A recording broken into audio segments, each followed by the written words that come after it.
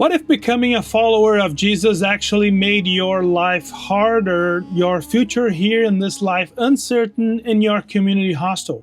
Have you ever considered that? What if faith didn't deliver what you had initially hoped for, but cost you friends, status, and stability?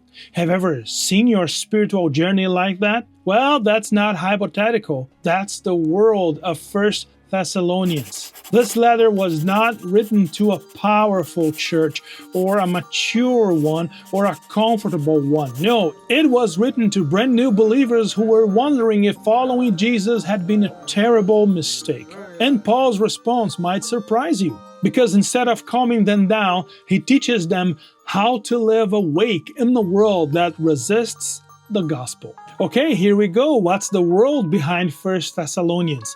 Paul writes this letter around 50 AD, probably his earliest surviving letter and maybe the earliest document of the New Testament.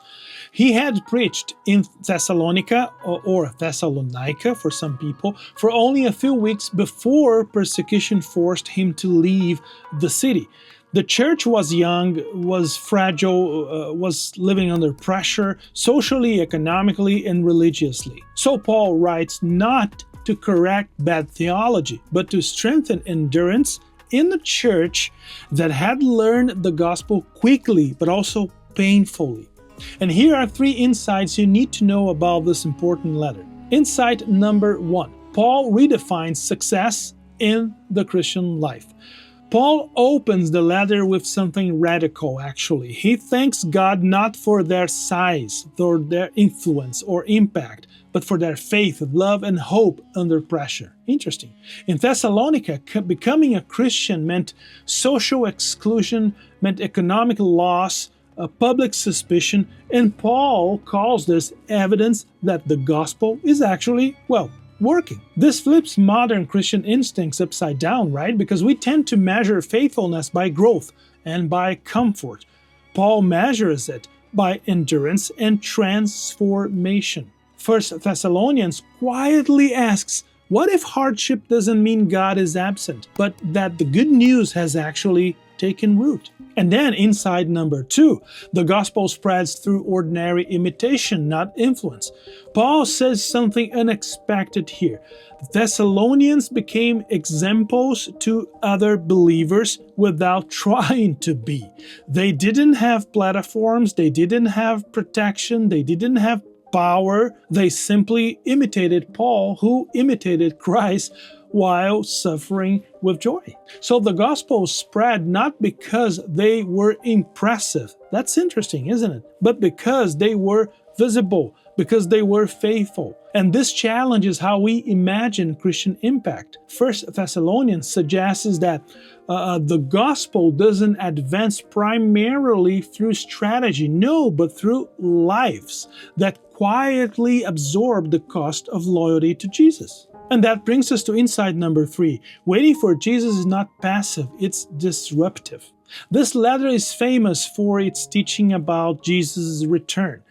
But Paul's point is often missed here. The hope of Christ's coming is not meant to create panic or escapism.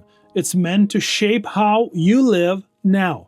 So Paul addresses anxiety about death, confusion about the future, laziness disguised as spirituality, because waiting for Jesus does not mean withdrawing from the world. It means living alert, grounded, responsible. Christian hope in 1 Thessalonians is not speculation about timelines. It's fuel for perseverance and self-control and love. So why 1 Thessalonians still matters for us today? Well, this letter speaks directly to believers who feel small, pressured, out of step with their culture. It reminds us that faith in Jesus was never designed for comfort first, but for faithfulness. It doesn't promise an easy road. It promises a future worth waiting for. And so here's the closing line. 1 Thessalonians shows us a Christian church that is young and vulnerable and under fire, yet deeply alive. It tells us that faith can grow in chaos, that hope can survive uncertainty, and that love can endure real cost. This letter doesn't ask whether you feel strong enough to follow Jesus. No, it asks whether you are willing to stay awake and then stand firm and then trust that the story you have joined is bigger than the pressure you feel today. Because sometimes the most faithful churches are precisely the ones the world expects to disappear. And 1 Thessalonians was written to prove them wrong.